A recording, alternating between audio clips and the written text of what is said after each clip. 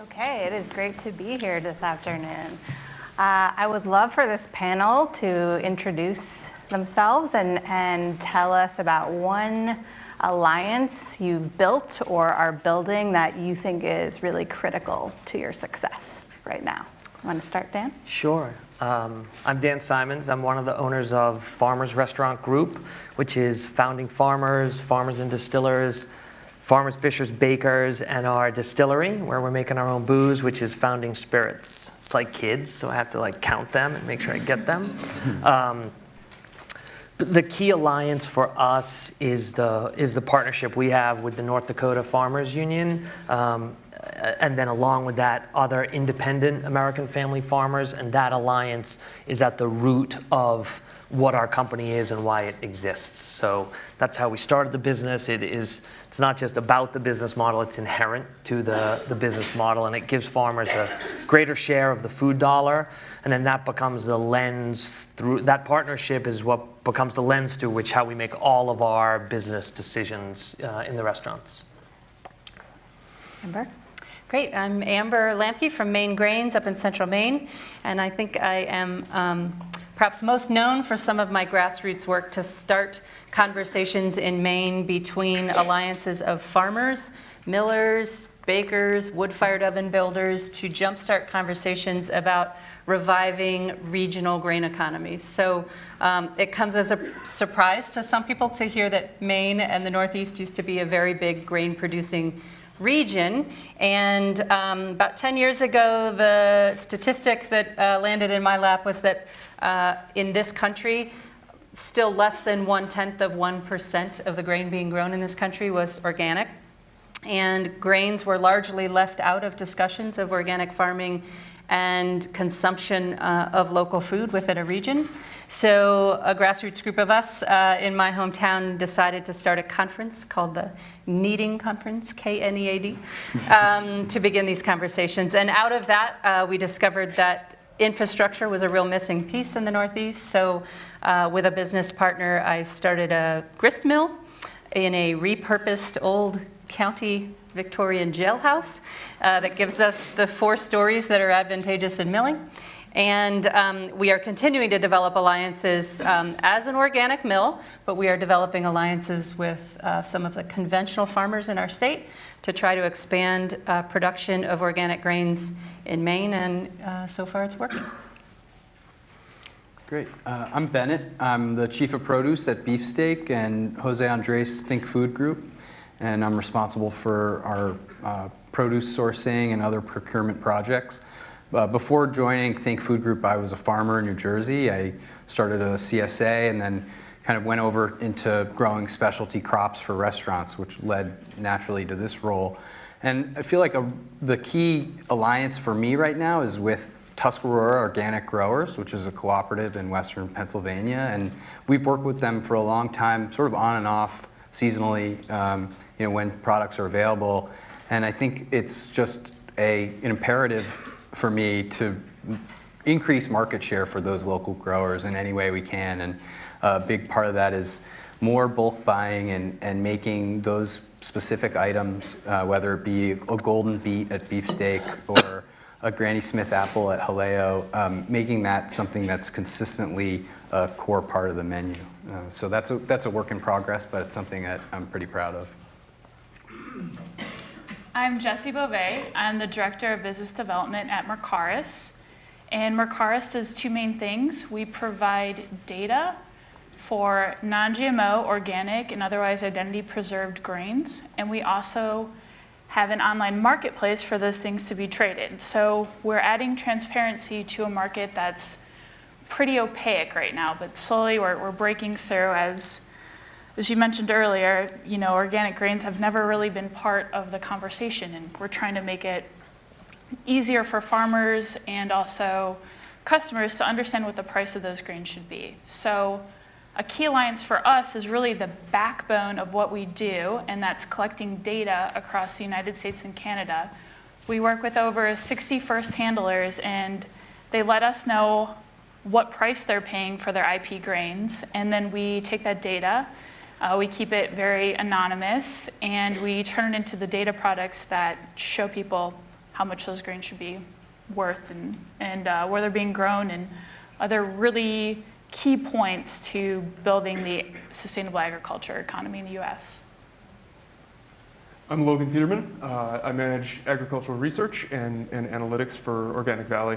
And my background in ecology has come in very, very handy in many cases where asked very aggressively to sort of justify any kind of claim toward benefits to the environment from organic agriculture or benefits to the nutrition.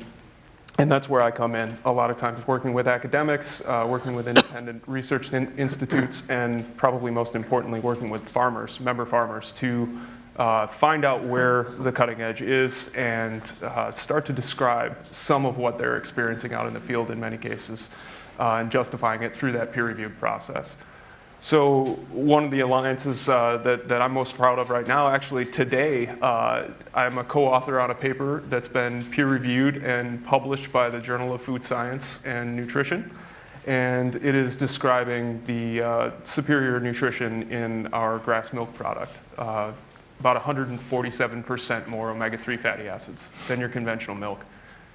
So really excited about that from the standpoint not only of the results, but that the Alliance really has managed to produce a product that we've managed to get this through the peer-reviewed process and really get it installed in the scientific literature. It may sound simple, but with, I think, 7 co-authors, a data set that was originally owned by Organic Valley, by the cooperative, you've got a real knife edge to walk between farmer anonymity, control of that confidential business information, and then, of course, the agenda of all of those researchers who have a great deal of pressure to publish, and in many cases, an agenda, sort of a research agenda of their own. So one of the things that several of you have in common is that you've actually worked a lot with both conventional farmers and organic farmers. And there's some conflict sometimes, right? And so one of you mentioned that you've actually had to face down some animosity when wading into that conversation. So I'm curious, how have you gotten people from those two camps to talk, to those of you who have kind of navigated those two worlds? How do you get people to be more open-minded towards each other? Maybe, Logan, do you want to start? Sure. Listen first, I think, is the best advice that I can offer. And I think it's widely applicable anytime you're trying to approach an alliance with someone, is to listen first and understand where they're coming from. A lot of times, my experience with farmers is that if you don't polarize the conversation, they may not even notice that you're different, because there are so many commonalities, right? And I think we've all probably been in situations like this where you suddenly have that recognition that you're much, much more the same than you are different. And I think that's very much the case with conventional and organic growers. And I heard earlier, I think it was Sherry that mentioned that we need to really sort of transcend the camps in agriculture and really unite. And I'd certainly like to put my hat in for that movement. It's, I think, really critical. It's one of the things that at the co-op we've talked a great deal about, because the co-op has grown tremendously since 1988. And so there's this widely held recognition among our field staff, who are often procuring farmers, that the conventional farmer, that skeptic in the back of the room who's kind of catcalling you and trying to mess up your presentation, they may be your hot prospect next year. So don't be throwing insults. Don't be casting that first stone, because you may have to turn around and try and build those bridges back again. And I think that it's just engendered in the co-op a really great culture of recognition and tolerance that the distinctions we make in many cases are arbitrary. When you look at people in a room, they're people in a room. They're all farmers. Yeah, I'll chime in. I agree with Logan about listening, and I would add to this piece that many times in my conversations with farms that I'm trying to get to grow grains for our organic mill, you realize that organic and conventional farmers can be one and the same people, and they are on a continuum of change. And change theory does not demand that we be one thing one day and another thing the next day. And so I started noticing as I would go to grain conferences and try to learn from the respected organic grain growing leaders of this country currently, all of them used to be conventional farmers, and for one reason or another had changed course because one farmer's arm started going numb after pesticide application, so he decided this was it. Or the other farmer who decided that, my parents died of cancer and I'm not so certain that it's unrelated to what we've been spraying on the fields. Or my market has fallen out for conventional milk and the market wants organic milk, so I'm converting. And so these are not all people moving to organic agriculture for moral reasons. They're moving for all kinds of reasons that I think we need to be patient with. This conference is about inspiring the next generation of ag leaders and entrepreneurs, and I think we also need to recognize that some of our organic farmers are descending from conventional farmers. And so there's a conflict, right? There about, families trying to pass farms down and having different ideologies about how we're supposed to farm. So I think as producers, buyers, we need to sit tight and be patient. We need to listen. We need to understand that these are complex changes folks are trying to make. There's no doubt about it that it is the organic sector and the organic market that is growing. So there are market-driven forces that are going to push this change in time. So I love this topic. One of the things that, I love all these topics, but so we, in our restaurants, we look at it, we'd rather buy from an American family farmer who controls their own business than a giant corporately run, publicly traded entity that may be selling an organic product. Because the majority owners, the farmers that I learned from who own the business with us, and they own more of the business than I do, what I've learned is that individual people, it's just my belief, so that individual people make better long-term decisions for themselves and the people around them than just for-profit companies.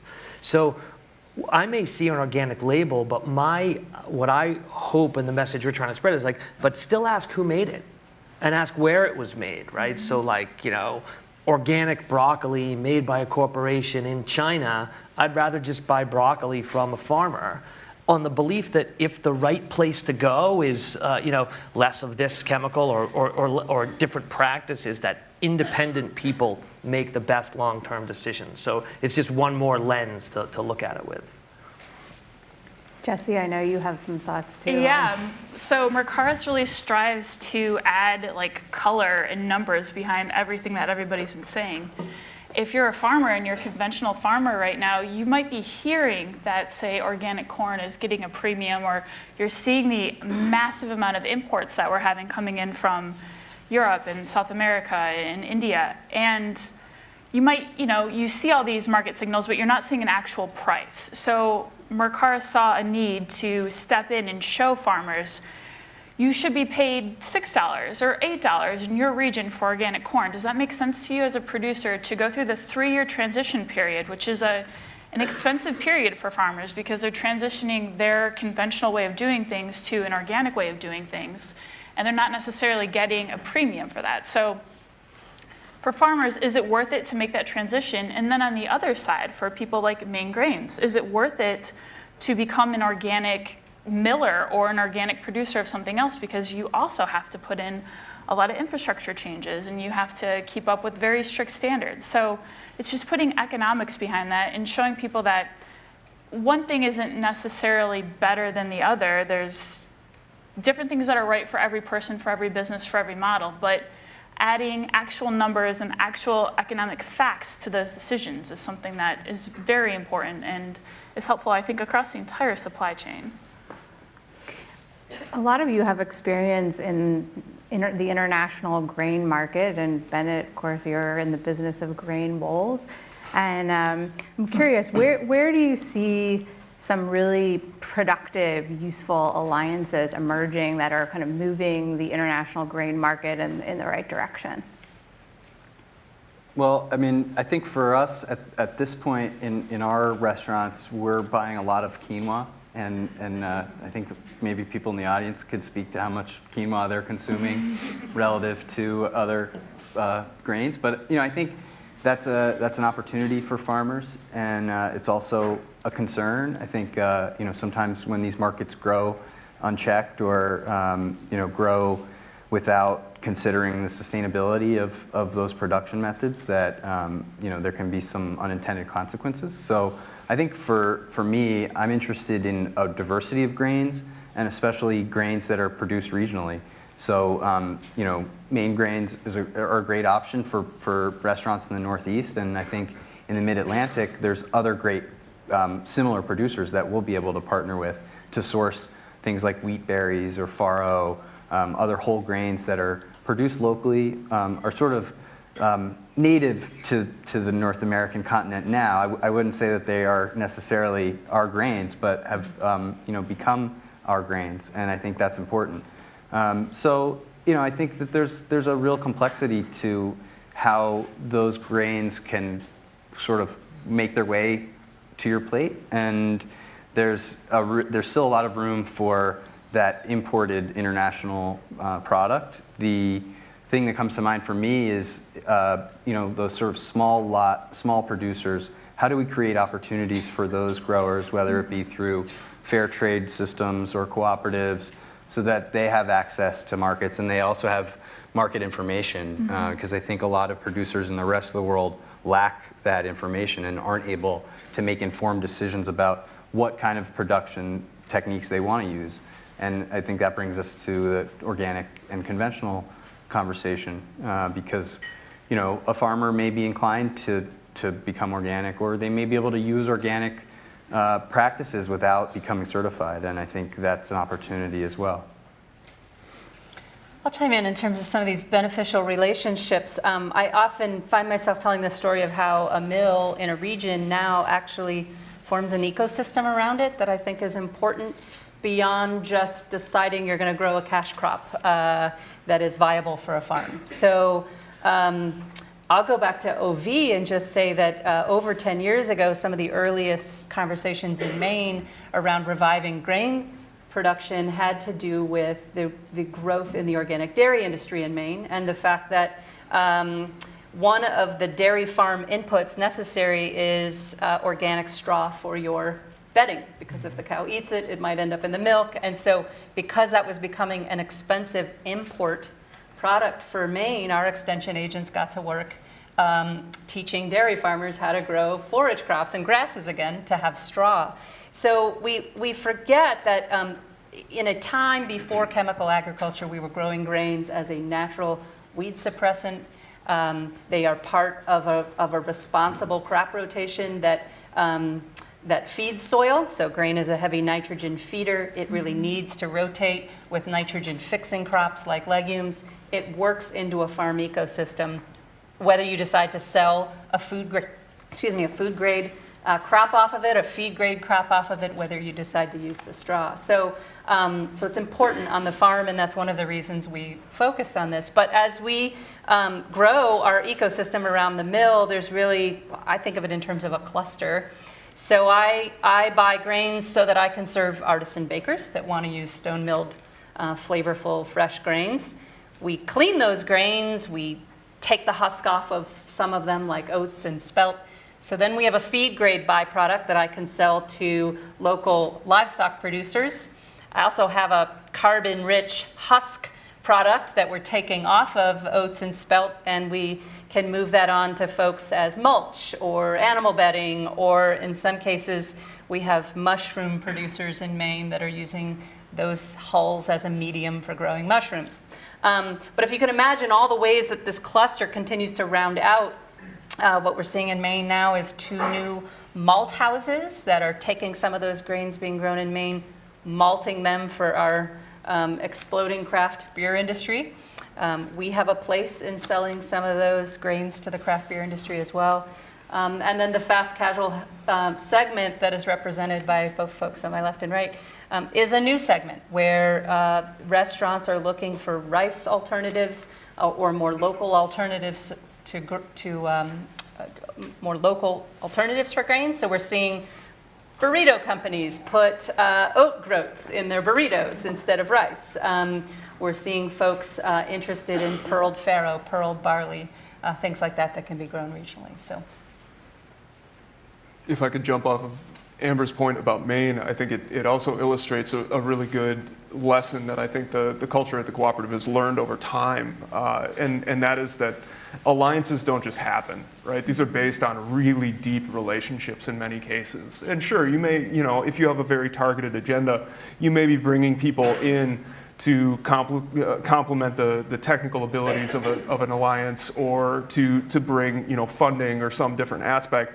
But generally, in my experience, there is a core of people and organizations that have a deep and long-standing relationship that probably doesn't have anything to do with the alliance, right? And that's the ground on which it's built. I think that the co-op has been forced in most cases to do that for very good reason, because it's a farmer-owned cooperative, and so the farmers are very grounded in their communities and are very involved in many cases and sort of get the organization socialized out there. But I think in my experience with researchers, it also really applies. The paper that was published today, six of those 7 researchers, I've written letter of support after letter of support after letter of support. So these are not new faces in my world. And it's more about developing the relationship first, and then the sort of target of your alliance may emerge later on.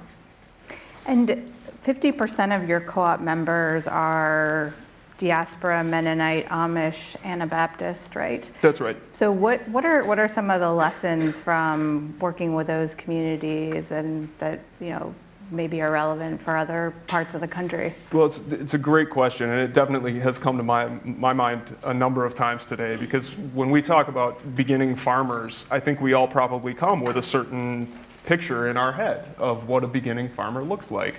And I would just caution you to be careful with your assumptions.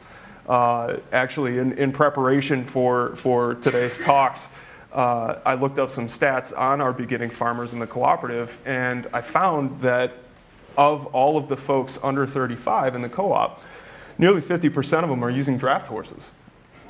And it just made me stop. It made me pause, because we've got a lot of very excited, very driven folks in the co-op, and some of them are working on what's called our Gen O program, which is to foster and develop a community for those young farmers. And they're building they've got all kinds of great ideas for mobile platforms and social media interactions and internet websites, and 48% of people are using draft horses, folks. So careful with your assumptions. I think that's probably the biggest thing that we collectively as a staff have learned. Because on the same front, you may run into an Amishman walking down the road with a chainsaw on his shoulder or a cell phone in his pocket. These things are dictated by the bishops in these communities, right? Generalizations may be useful sometimes, but they're very dangerous. Dan, you are currently trying to build alliances around the plastic straws, right? It's a pretty interesting initiative. Tell us about that, and how are you going to get? What's your goal, and how are you going to get there? So this plastic straws thing is just totally bonkers. When you look and you Google, the Great Pacific Garbage Patch, and then you think I didn't think I was doing anything wrong. I was just drinking. So we've never used plastic straws. We started with compostable straws 10 years ago. And as with a lot of things, we think we're doing a good thing, and then you really study it, and I realize, well, the compostable straw, what really happens? So then last year we switched to paper straws, and along with just eliminating some straws. So whether it's on request or so paper straws, we've minimized it. We've got rid of those little sip sticks. Those things, they not only clog up the grinder and the sink, but they're just an environmental disaster. Maybe you've seen that poor little turtle with that thing in his nose. It's terrible. And if you haven't, you should Google it, because it captures in that moment wow, I don't want to be part of this problem.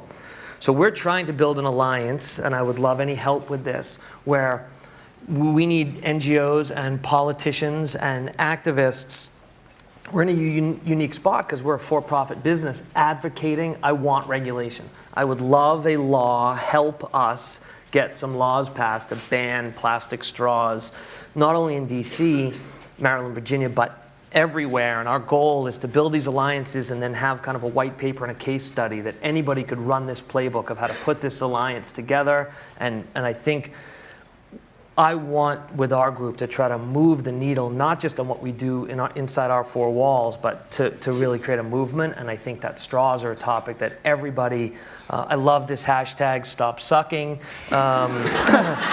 Directed at myself, not at everybody else.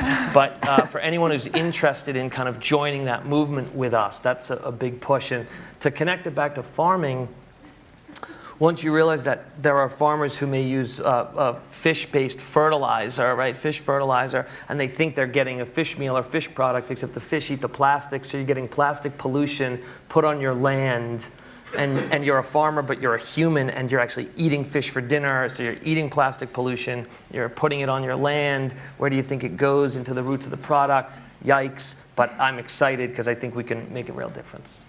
Yeah, that seems like a strong part of the argument. If you can link the straws to the microplastics. Has that been actually linked? Yeah, there's a lot of science on this now, and so so yes, it's there, it's clear. Amber, you've had to seek out a lot of mentorship and support to grow your operation. How did you do that? And I'm just wondering, generally from the panel, if you have suggestions for young farmers and young food leaders who are seeking mentorship support. Sure. It would probably be an appropriate time to share that I've never owned a business before, and my master's degree was actually in communication disorders, so I practiced as a speech-language pathologist for 10 years. So I come to this work kind of through the side door, moving to a community of about 7,000 people that has seen the loss of its shoe industry, its wood products industries, its woolen mills, and so facing a lot of challenges and a lot of empty buildings, I joined an effort around downtown revitalizations as a volunteer. And got involved in helping grow a small farmers market to become bigger and well received in our town, and then became involved in these efforts to start conversations with farmers and millers and bakers around regional grain economies, largely because there is a state-of-the-art wood-fired oven building company in my community. So I share that because I never saw myself as someone who would start a business, and so to figure out how to do all this has meant reaching out. And one of the first steps I was taking was to go visit any mills I could lay my eyes on in Canada, in the Northeast. And what I was finding was that a lot of what was happening in the Northeast was happening at a museum scale. Here's a little bit of grain that we run through our water mill, and here's what used to happen here. But these mills were not feeding a population. And of the farmers that were trying to do some farming of grains and milling of grains, these were men in their 60s who were sharing that, if I'm gone tomorrow, no one knows how to run what I've jury-rigged together. Mm-hmm. So I was feeling like I wasn't seeing anything sustainable at the regional level. And I decided eventually to go to Kansas and seek more information. As in a lot of the food industry right now, even the consolidation of the existing knowledge is in only a couple of places in the world right now. So Kansas is one of them, and I headed out to an intro to flour milling course out there. I was the only woman in a class of about 12 people from around the world who were there to learn about not just milling, but grain trading and dehusking rice in India and that sort of thing. And it was a crash course in grain safety, grain trading, grain, baking with different grains, classes of grains. So I share this, if I could offer advice, it's that you have to approach understanding a complex problem with a very wide lens. And that was an incredibly useful first experience for me to realize how the grain world works, but also to realize where the opportunity was, because that is where I also learned that organic grain production was only 0.1% of what's happening in our country right now. So what we were talking about doing in Maine with organic grains was unique and different. I also learned in that class that I went in search of the 80-year-old on staff who had worked at the K-State International Grains Program for much of his career, and I said, I'm not really interested in white flour production. That's not what we're going to do back in Maine, but I am interested in stone milling, the traditional way. Can you tell me anything about stone milling? Where could I find a book in the library of the International Grains Program in Kansas on stone milling? And he said, no, I don't think we have anything like that. And so, it's the aha moment of, okay, then no one else is really prepared to do this kind of project either. So it just set me on a path of realizing that if we were going to put a project like this together, it really is peer-to-peer interaction. I ended up going to Europe to visit with millers that were about 10 years ahead of where we wanted to be, to learn from them and just keep pulling mentors into your network. It doesn't end. Mm-hmm. I've been in the grain industry for 9 years now, right out of college, with an international relations degree. I didn't grow up on a farm. I didn't live anywhere near a farm, but I knew that food was important to the world, so it was something I wanted to be involved with. And walking in, understanding and knowing that you have probably no idea how much you don't know going into anything really, but especially the agriculture world, like there's so many intricacies to every little thing that happens. So being open to challenge what you think you know all the time is extremely important. Mennonite farmers, I didn't even know about Mennonite farmers. So being open to challenge yourself, but also learning from those that are there. The average age of the American farmer is somewhere in the 60s. Once they're gone, that knowledge is lost. So finding a mentor that's older, whether that's in farming or in grain trading or in some kind of transportation, along the entire supply chain, learning from people that are doing it right now and constantly looking for ways to make it better, I think is super important. Okay, we'll take some audience questions now. Any questions? Yes.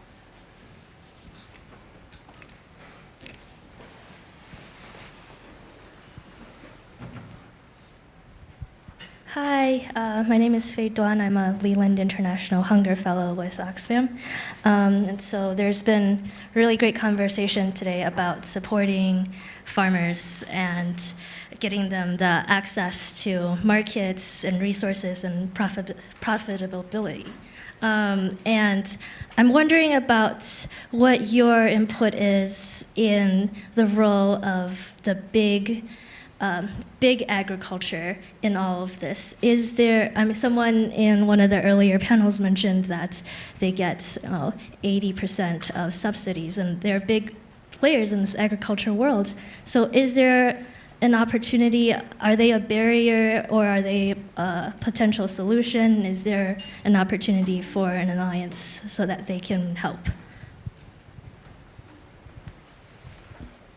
My background's in big agriculture. My first job was with Archer Daniels Midland. And as I just mentioned, I learned everything about the agricultural industry from them. So now I'm in very small organic and non-GMO agriculture, and I think there is a ton of room for alliances and a ton of room for people to learn from each other. And I think it's important that people come into it, again, with an open mindset. There's this huge cultural tug of war between organic and non-GMO and conventional, and at the end it just comes down to market economics and what works well for the farmer and what the consumer is willing to buy, and et cetera, et cetera. So I think alliances will come from people just coming to the table and being willing to put down their preconceived notions and just talking. I think there's a lot of room in the whole system for everybody. I've got this kind of utopian vision that every day, like, I get slapped in the face and then we sort of fall short of it. But my hope long term is that it's really an economics question. And I think if capital and the money that gets invested starts to come with strings attached other than just maximize ROI, then whether you're big ag or a small farmer, it's really what capital requires of you in a business to do. So my hope is that when people talk to their financial advisors and they say, well, here's what I want to invest in, and here's what I won't invest in. Well, those big corporations will change if the consumer demands it. So I'm not on that side of like big companies are the enemy, even though my mission is to kind of advocate and create a market for family farmed product. But I tie it back to the economics. I think that's what long-term moves the needle. And so big companies can do really good things and think long-term if it's part of their kind of economic requirement and the charter that they're acknowledging as to their investors.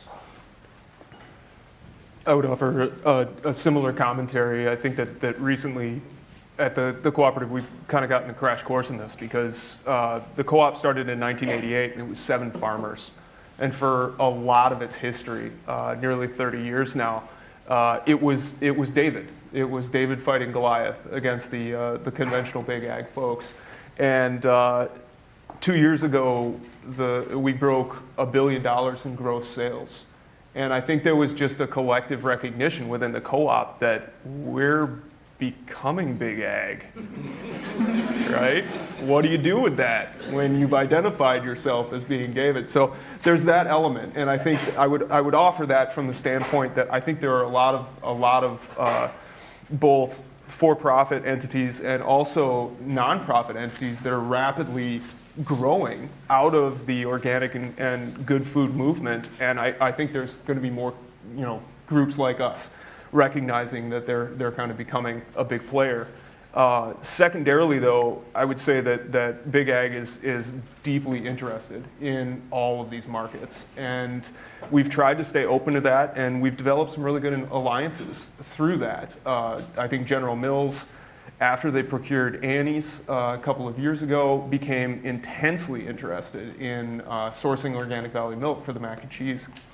And we've had a good relationship, a really good working relationship with General Mills. There was some grumbling, there was some consternation within the ranks when that first started, but I think over time, folks have started to realize, again, that we're a lot more the same than we are different. And they are food companies, and they're people who feed their kids Cheerios, and they want those Cheerios to be nutritious, right? Just like we feed our kids, I feed my kids Organic Valley grass milk, and I want that milk to be nutritious. So I think the open-mindedness that has sort of pervaded a lot of the answers is a really big key. And in this time where, as Danny and I think Kathleen said at the very beginning, that things are so divisive, let's not forget that commonality.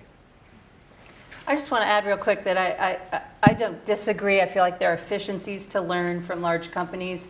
And like never before, there is pressure, cultural pressure for socially responsible practices in running big businesses, and I think that's great. I do think that our food businesses are dominated by decisions that prioritize profitability over other things like flavor and soil health and how to, as I mentioned before, run a diversified farm that maintains an ecosystem on the farm that is sustainable. So if we allow the economies of scale to grow our grain for us in the Midwest, I am concerned about what that does to the ecosystems on farms in the Northeast, where the geography is definitely different.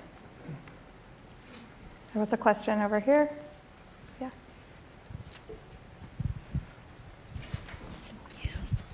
Hi, my name is Karina, and I work with the Latino Economic Development Center.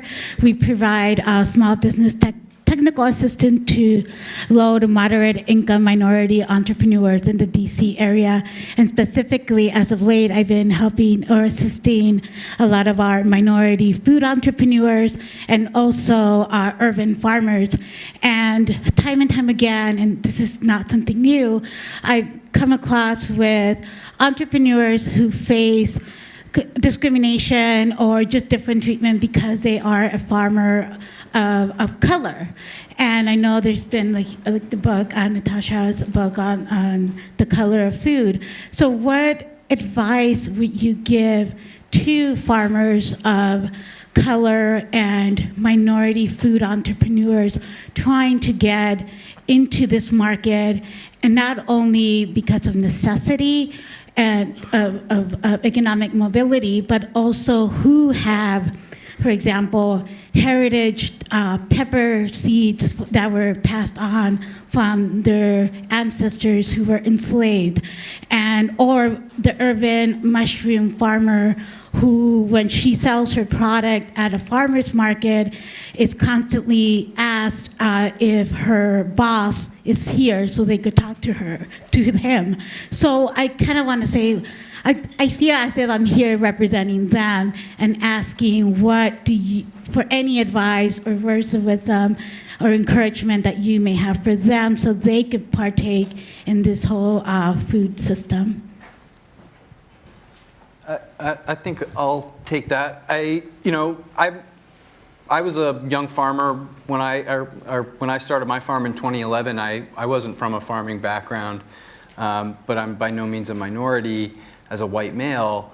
And I think for me, my success depended on the phrase of sort of, pile it high and watch it fly. The idea of like having great product in great quantity at your stand at the farmer's market or at CSA pickup, and really showing the market what you're capable of doing and being proud of that. And I think that can be hard for any farmer, regardless of their background. Sometimes you feel like, well, they're just potatoes. I'll sell them for 50 cents a pound. But really, this is not just any potato. This is a Blue Viking or a Kennebec or some heirloom variety that you've grown with care, using special, practices or practices that are important to you. And I think it's a matter of being able to communicate that to customers, and again, sort of standing tall and being proud of who you are as a farmer. I think also in mentioning those heirloom seeds that are so important to a lot of producers, I think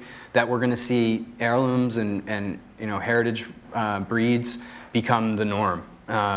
Just yesterday, Stone Barns came out with this great new line of seeds that are, varieties that have been crossbred, that are available to any grower who's interested in growing them, but they come from an heirloom background, and I think that's really important, and I think we're going to see more and more of that in the marketplace, and that's opportunity for those farms who have been saving those seeds for generations. At the same time, Seed Savers Exchange was at Svalbard Seed Bank yesterday, putting 50,000 varieties of seeds into the seed bank. I mean, genetic diversity it has to become the standard, because the subsidized monoculture that we've been practicing now for some time, it clearly isn't working. If I could add a card out of the cooperatives deck, consider banding together. The co-op actually started as a vegetable marketing cooperative in southwest Wisconsin. It was 7 farmers, and they did that to strengthen their market, and to a large degree it worked. And I think they were able to sort of do a lot of different things with that cooperative model. There's a deep history in agriculture of co-ops, and I think that there's a lot of power in uniting in that way. Question over here.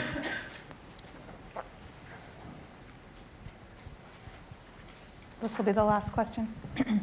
Hi, I'm Allie Woodruff. I'm a student at Georgetown McDonough School of Business.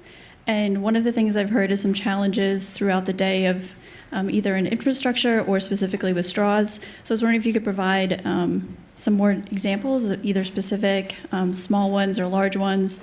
I know a lot of us here are eager to help improve the food system. So what are some of the areas where we could make some impact? Ooh. No shortage of that. Like a new area that I feel like people aren't talking about that much, that I'm hoping is going to really come to the forefront, is the chemicals that are in all sorts of packaging. So to me, it's a little ironic that you can buy this like perfect, like really well farmed organic something, wrapped but in it's cellophane. Yeah, wrapped in cellophane in an organic box. The phthalates are endocrine disruptors. you're killing yourself. I almost said I'm good. You got it. So I think that the chemicals in that packaging is very difficult for us on the fork side, and I think difficult on the farmer side. And ideally, if there could be a movement to somehow influence the package makers, or if people can disrupt that I think would be great. And I'm happy to work with you on it. So call me, and we'll build a coalition, and we'll change the world. I think literally infrastructure. Physical infrastructure is crumbling, not only roads and bridges, but the grain elevators across the Midwest are crumbling. We need to focus on reinvesting in our true physical infrastructure for the food economy to continue. And our capabilities to make things and store crops for the highest value. Okay. Yeah, and I would just add, for eaters in the audience, of course, I'm in the restaurant business, so I want you to come to our restaurants, but cooking at home and knowing the ingredients that you're working with, I think, is a really important place to start. And really, engaging with farmers, whether you're at market or you're a CSA member, that's really where you can make change, and actually cooking that food and eating that food, because food waste, as I think we all know, is a major issue. So it really can start with our own consumption and making those conscious choices to buy grass milk as opposed to the cheapo gallon of milk at the convenience store. And that can be a difficult choice, but I think that it's one that has a lot of value, and it can do a lot for our health and our peace of mind. Thank you so much, everybody. Thank you. Thank you.